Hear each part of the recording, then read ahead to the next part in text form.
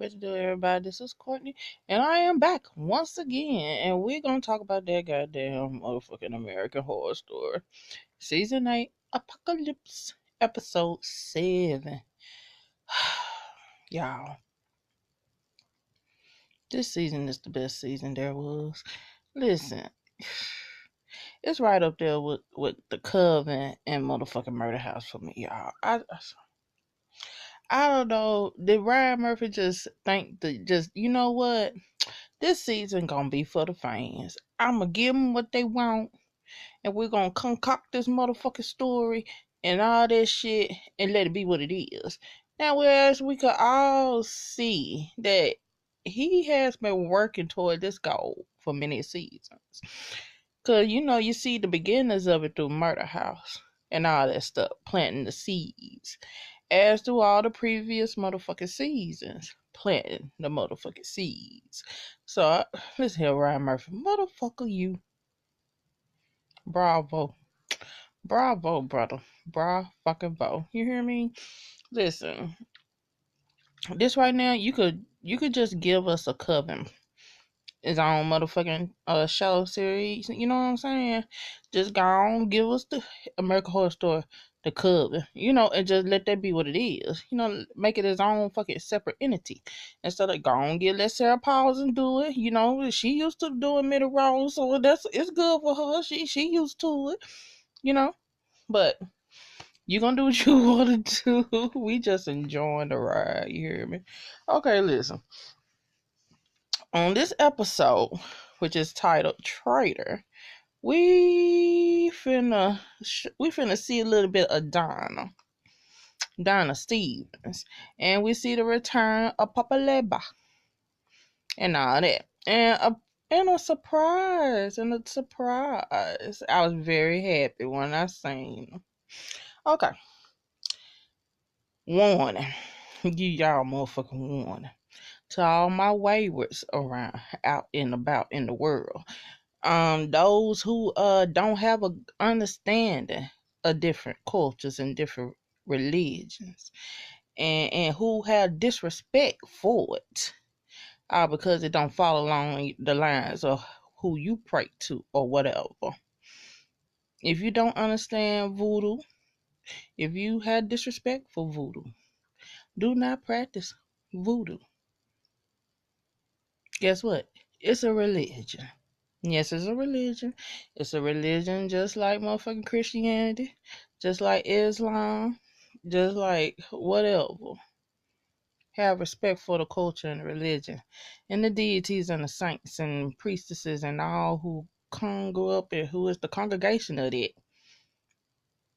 Cause I could just see a couple motherfuckers trying to pull a stunt from that first scene of this episode. Let's talk about it, y'all. So as the scene opens up, we see this white chick. She look like she's in a daze. She starts stripping. Then you see this fucking doll. You see a nail goes into the doll. You see motherfucking Dinah. She is motherfucking charming the girl to her, just like how a snake charmer does to a motherfucking snake and all that. And as soon as the needle goes into the doll, homegirl chest start peeling back and opening up. Dinah gets her heart, and it's all Kalima. Straight on motherfucking Indiana Jones in the Temple of Doom. So, she goes to the woman who hired her, a petty white bitch who's pressed that her husband's dick get hard for more than just her. So she decided she gonna get, do the mistress in, which women do. Why y'all fuck up the bitch?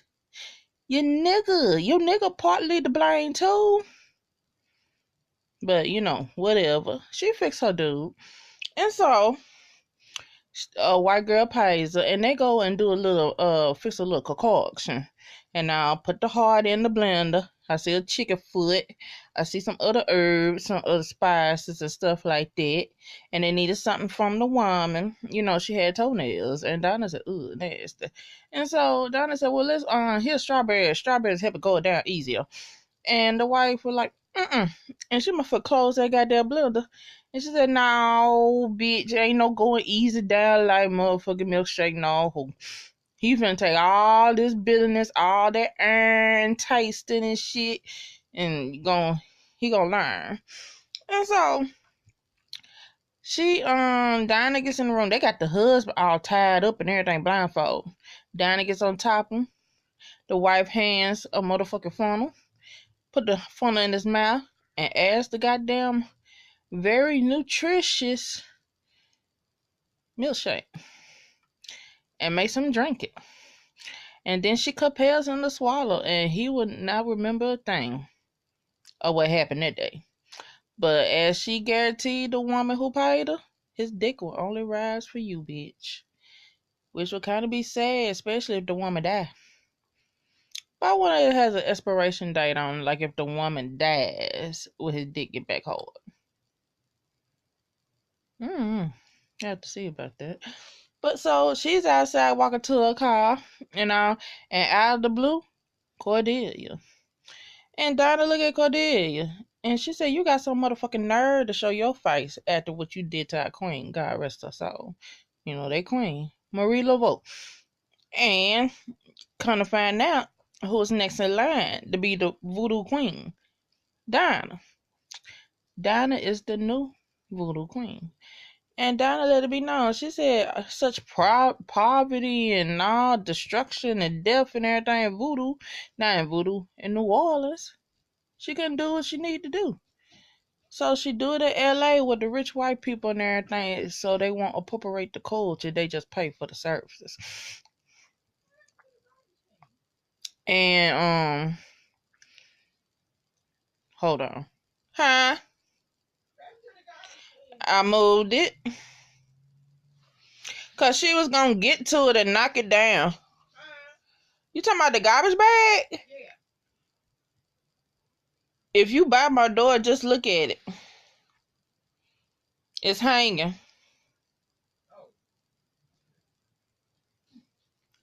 Back. And so Cordelia said she need her services. And like, you know what the most powerful witch in the world need her services for? She needs to talk to Papa Legba. And Donna said, $100,000 cash, bitch. We don't do credit around here.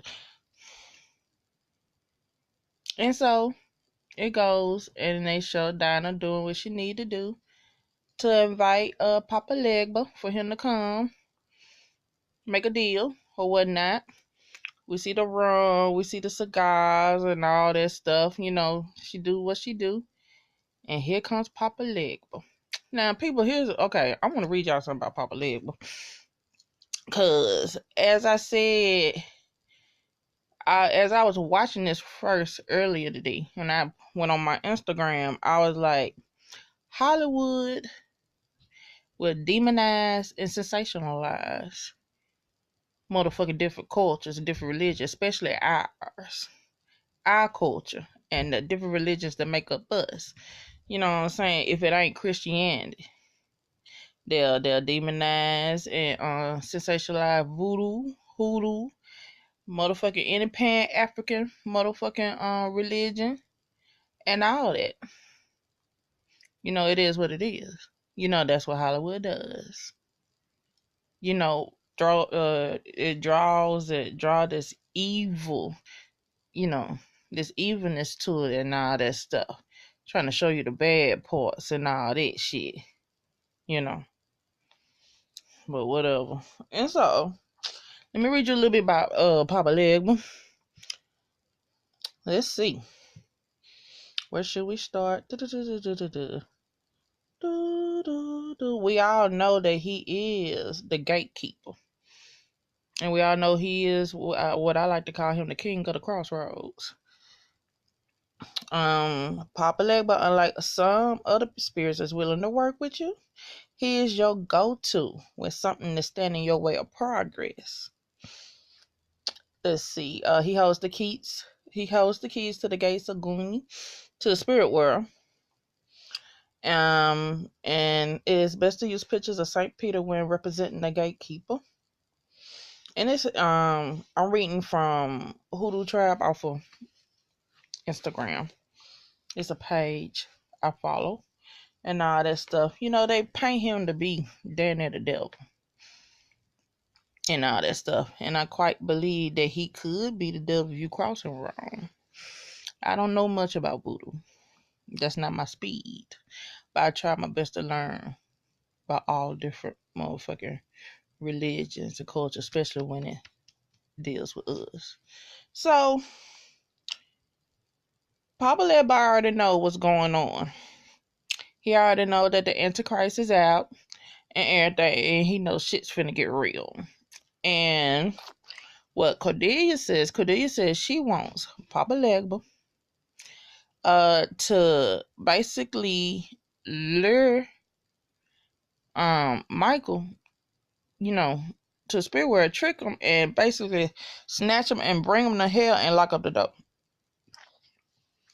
And Papa Legba said, "Oh, so you want me to double cross, Satan's crime snatcher, huh?"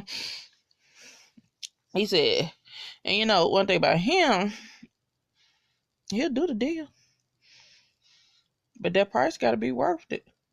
Is that my dog blowing hard through the door? Girl, go lay down.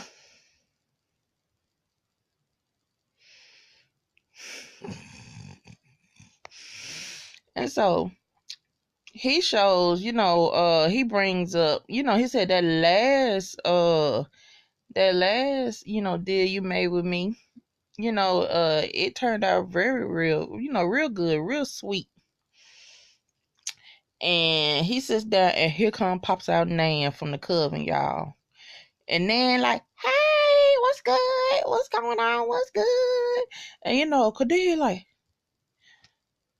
she said that goddamn Fiona. Mm-hmm. And Nan was like, what it do, Cordelia? How you doing, bitch? I was like, no, Nan, don't cuss her. And Nan said, listen, I'm living my best life. I ain't got to go back and forth with y'all niggas. You know what I'm saying? I'm in hell. I'm chillaxing. And I'm torturing motherfuckers who deserve to get fucking tortured. I'm putting my little spin in it. Putting that little extra oomph, in that fire and brimstone and eternal damnation. And so what Papa Legba says, he say that for him to do that task that Cordelia wants him to do, he want more souls. He want all the souls of her fucking coven. That's the deal. And I was looking at the Cordelia, and Dino looking at Cordelia. I'm like, bitch, what you finna do? And I'm like, nah, Cordelia, if it work, bitch, then them souls, would they be worth the task, worth the price? What you gonna do?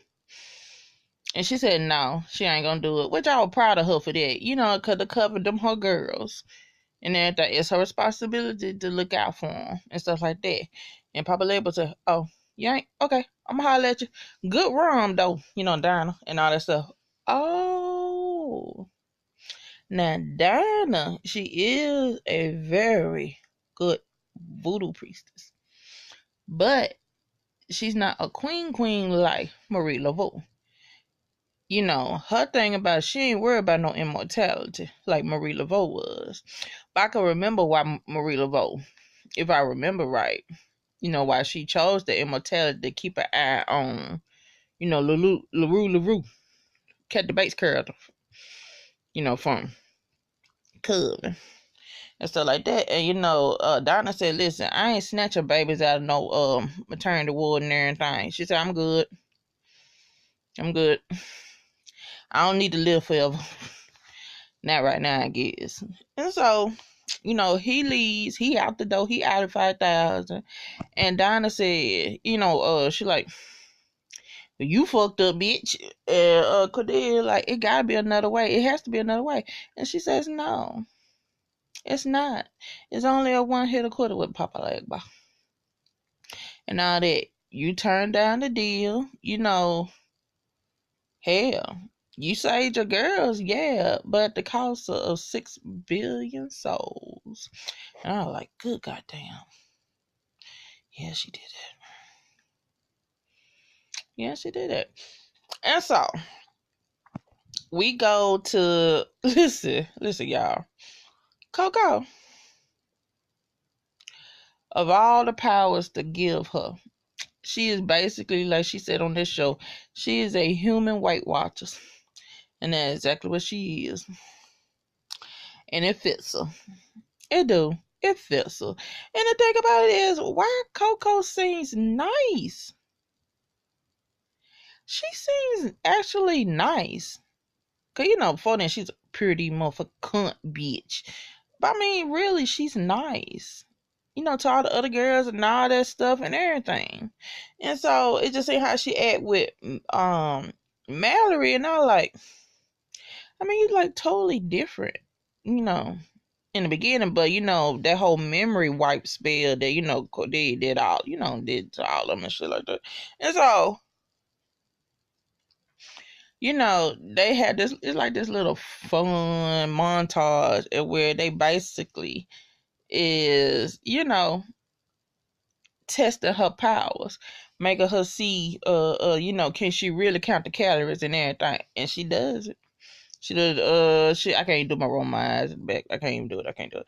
And everything is on the mark. On the mark. And so Queenie said, we finna try it again. And Coco like, listen, this shit is draining me. And Queenie said, don't be no pussy, bitch. To hone your shit, you have to push. And so she showed them snowball thing. I never knew the point of them some bitches. No snowball, little Debbie snowball things. And she said, what this do? And Coco like, 80. And about like, bitch, ain't no way that motherfucker is no 80 calories like that. And Queenie turns it around, got a big old chunk of it bitten down there and everything. She said, every time I look at it, I try to take a bite of it like I'm actually gonna eat it or like it, but don't. Big girl problems. I understand that shit, bitch. I understand the big girl problems, y'all, so much. I understand them so fucking much. And so, Coco, she start, get the remainder of it, and she bites into it and shit. And she start choking, y'all. And in a room full of witches, y'all hoes can't think of no spell. Y'all hoes couldn't think of nothing like a Heimlich maneuver. Heimlich maneuver. Y'all forgot about that. Y'all forgot about that. But I know what y'all had to do. Y'all had to do that to show some more of Mallory's magistry. I get it. I told him motherfucking get it. And so everybody spelled it like, oh my gosh, she finna die. And Queen, Queen, I love that bitch. Queen like, oh shit, she dead now. Mallory, and it just seemed like soon as Coco was choking, Mallory's face kind of changed, like this veil almost went over her sis, like she went into a daze or whatnot. You get me? And so when Coco lay dead to the floor and shit, and Mallory gets down to the floor beside her, does this, cuts her neck open, y'all, and reaches up in her throat and pulls out that piece of little Debbie snack cake. Everybody looking crazy. Everybody like, what kind of spell is that? She said, what did you just do? And Mel like, I made it all better. And like, there's no spell for that. I said, of course there ain't no spell, bitch, cause she's Jesus. Jesus ain't did no spells, ho. Jesus just do it to do it. He ain't need no spells. Listen, I done came to my conclusion of what Mallory is. I think I done finally came to it. And now, cause remember, first off, I said that Mallory could have been the other twin. But that's not the case. Being in the last episode, that baby twin still alive. Well, not alive. It's dead, but it's still there in limbo or whatever. So Mallory is the second coming. She's the second coming of Christ, but in a divine feminine form. Cause just think, y'all, everything she does, it deals with life, brings back life. Look what she did to the damn deer. That deer was old, had them big chunks chewed out of it and everything. What she do? She rejuvenated that motherfucker and brought it back to its bring it back to its baby Bambi stage. She's all about life, reincarnation, and immaculate conversation. I don't know. Listen, the bitch is Jesus. That's Jesus in female form. As we know, Michael is Satan. Mallory is Jesus. God, Satan. Or she would say goddess, Satan. Divine feminine. Listen, that's what it is. I done like, bitch, you Jesus. I was like, girl, you Christ. If we want to go there. Now, if we want to go the esoteric route, we can say divine. I say divine feminine. She represents, one aspect of the great mother or whatever. Here I am. I'm rambling off in the mouth. My bad, y'all. Listen, the bitch of Jesus. Michael is death. Okay, that's what we're gonna do. All right, so all this going on, and we all know Cordelia, she's whining. Now, her power is slowly leaving her, but it had you to think that it had something to do with, Michael. But we already done peeped that tea though, y'all. It ain't doing with Michael, y'all. It's basically Mallory. But here's my thing with her. If Mallory can rejuvenate, bring back to life, Mallory can rejuvenate and bring back Cordelia to full form.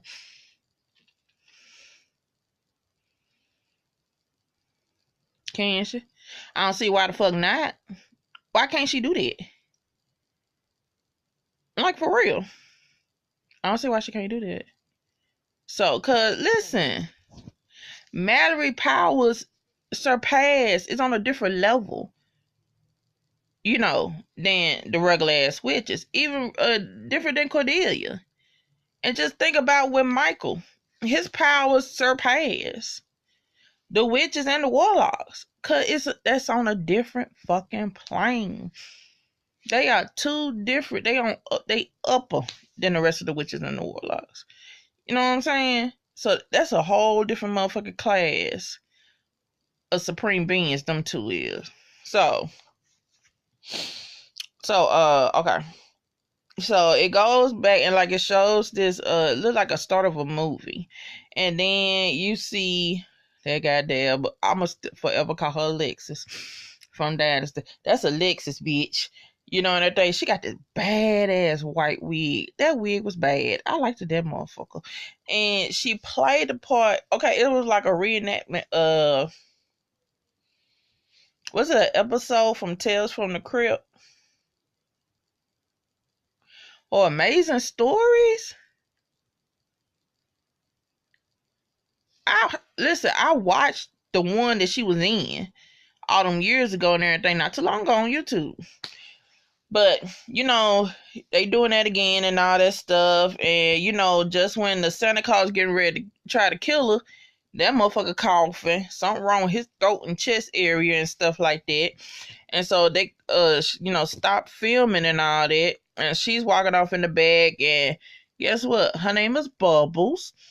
And she's also a witch. Her thing is she can hear folks' thoughts or hear their innermost desire from their soul or some shit like that. And so pop up, here come Madison and everything. Y'all know I rise for medicine now. I rise for Madison. That's my bitch. And so, they straight up slick shade each other, going back and forth, back and forth, back and forth, back and forth, and all that. It was funny. And so the next scene goes and is Myrna. Listen, I don't know who my favorite. I love Fiona, and I'm always ride for Marie Laveau, regardless. And so, but Myrna, I love me some Myrna. I just want her whole wardrobe. That's all I want.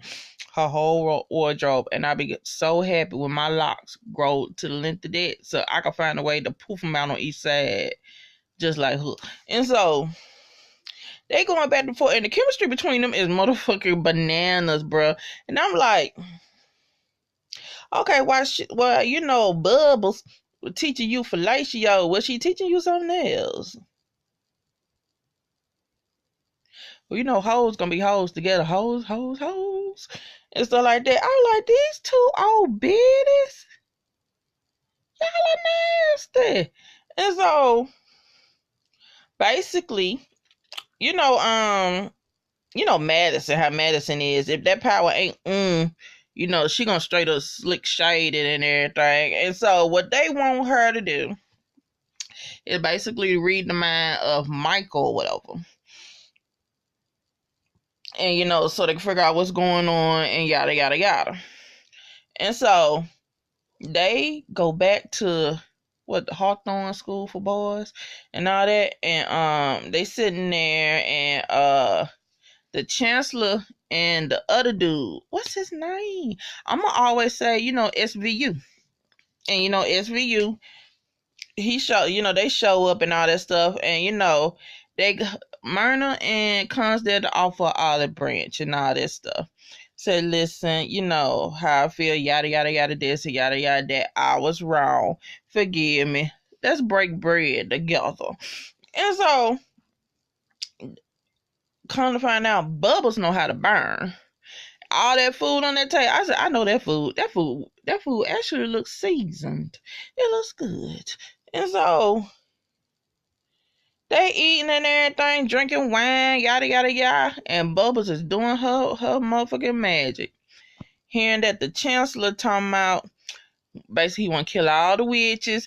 Glad they got rid of John Henry. And yada yada this. And the same thing for SVU. I wish I could slap that smile off her motherfucking face. They hate pussy. I'm like, they hate from which they came out of.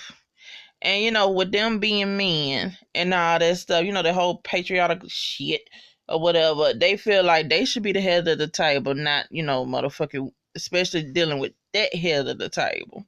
Doing with witches and all that stuff, magic. They should be the head of the table due to the fact, they men.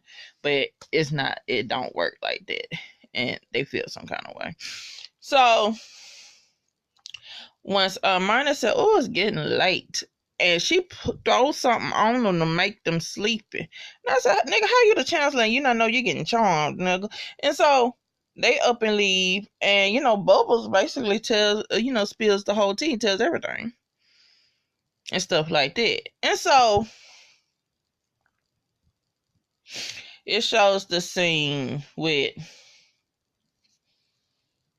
okay, I'm trying to see. No, John Henry wasn't at the table. Okay, goes back to to New Orleans, and going back to New Orleans, and they having a dinner and all that. Behold, is like over. He said, "How can we motherfucking celebrate when the world finna go to the goddamn end? And she yada yada this and yada yada that." And Khadijah said, "Listen, we don't know if this gonna be the last time all of us gonna be together and everything." And she like, "This is our last hoorah and everything, cause we finna strike first, bitch." And so, she said, basically goes back. We always trying to figure out how did Myrna come back, cause we know she did her spiel and her motherfucking garbage at Balenciaga, and come to find out, we see how Myrna came back. Cordelia brought her back. You know, she did her little ritual and all that stuff and brought her back. And listen, y'all, when she cut her hand and she placed it over there, her hand, listen, I thought she was motherfucking rotten at first till I saw it was red. I said, oh my God, it's burning. And she pulled Myrna out and Myrna was pissed. What the hell you done, girl? Bitch, did I tell you not to bring me back? And, you know, Cordelia said, listen, I've seen the future and I'm scared. I don't know if I'm going to be able to protect my girls and yada, this, and I need your counsel. She needed her mama. Because, you know, regardless, you know, yeah, Fiona was her mother and she loved Fiona, but we already know how funny Fiona was. But Myrtle was basically her mother. So, that, you know, we learn about that. And then we go to, listen, these strutting scenes. You could tell Ryan Murphy, this is fan service, bitch. You could tell Ryan Murphy said all this extra shit is just for the fans. It's for the motherfuckers that stuck out with us and everything. All the witches strutting in, bitch, when they make it to the damn gas station where John Henry got motherfucking killed. And it, you know, it happened right there. But you remember he got burnt and all that stuff, so his ashes or whatever. Violet brings all his ashes together and stuff like that. And so Cordelia tells Mallory, bring them back. And so they do that whole little back in the day black and white, you know, little thing like they did when Michael was performing the, you know, the Seven Wonders. And so peep this though, peep how what's the difference between Mallory and Cordelia. Mind you, they did the same thing. They brought whoever back. You saw what was the toll it did on Cordelia. What they do to Mallory? Mary just looked at that pile of ash and fire just started coming from it. And here comes John Henry and all his beautiful glory. She's on another level. Mallory is on another fucking level. Either Mallory is fucking Christ or she an angel. That's about the only way I can see it. She's an angel. Probably a high-ranking angel, you know. So basically, John, you know, they let it be known. Listen here, nigga, you got backstab and yada this and yada that. And, you know, he look at Behold like, and Behold like, yeah, bitch, it happened. And, you know, the witches think it was, you know, the chancellor and the other dude that did it. And like, no, they thought it was like Michael, whoever did. Now it was a woman. And so Cordelia employs Coco, the basically the lure Mead. And you know, Coco ain't Weight Watchers power, whatever. But she does it. Their nigga gets snatched and all. But you know, they snatch Mead. And it goes back to the Hawthorne, the boys' school. And you know, basically SVU was, he said he could come to this powder for all his years of living, trying to get it right and all that stuff. Basically, it's a powder. Well, when inhaled, it breaks down the cellular walls in the body, and basically you melting from the inside out. And but it only works on women. They really hate pussy. So you know, Cordelia busted it. Pow, bitch, surprise! And she said, that's more like motherfucking plagiarism, hoe. You ain't create nothing, bitch. A woman, whoever her name was, from 1592, motherfucker cocked that, because you gonna get rid of y'all dicks. Whatever. And, you know, she sets the pot on fire. And, you know, Chancellor tried to talk slick. Your power's waning, bitch. Hoe. Like that. Because, you know, he think Michael is sucking her power, which, And she said, oh, my power's motherfucking waning, hoe. Boom. I need to know exactly what she said. They mouths disappear. And so here we go to the fucking motherfucking grand finale. It's the burning. So they got the Chancellor, me, SVU tied up. And Cordelia, said what she said, treason, but it's, against the rules for a witch to set fire to a warlock. Only one of your brethren came. So here come your brother. Let me tell y'all something, y'all. When John Henry came in there with that hat, bitch, that scarf hoe, that coat, bitch, and when I tell you that motherfucker was strutting, girl, I was hollering at my screen. I'm like, yes, bitch, you better motherfucker walk through here, boy. Did he used to be a model? Gotta be. His body fit. He gotta be. Wasn't he a model? But he motherfucker murked them motherfuckers. They all set a fire. Me was basically giving her last testimony. She said, I ain't scared of shit, ho. I'm glad to burn for my great father and everything. Father, I bow to yada, yada, yada. Take me in your arms and everything, y'all. And that's it. Listen, y'all. This episode is everything. This show is everything. I fucking love you, Ryan Murphy. I love this goddamn show. Next episode look like it's gonna be a hot mess. So I'm guessing when that Gallant and fucking Bryce, they were looking like the brothers from Dumb and Dumber. Child, whatever. Listen, or no, could have been the brother. Could have been like the motherfuckers from the cult. With Bryce in the cult. See, that's the season I ain't watch. But anyway, listen.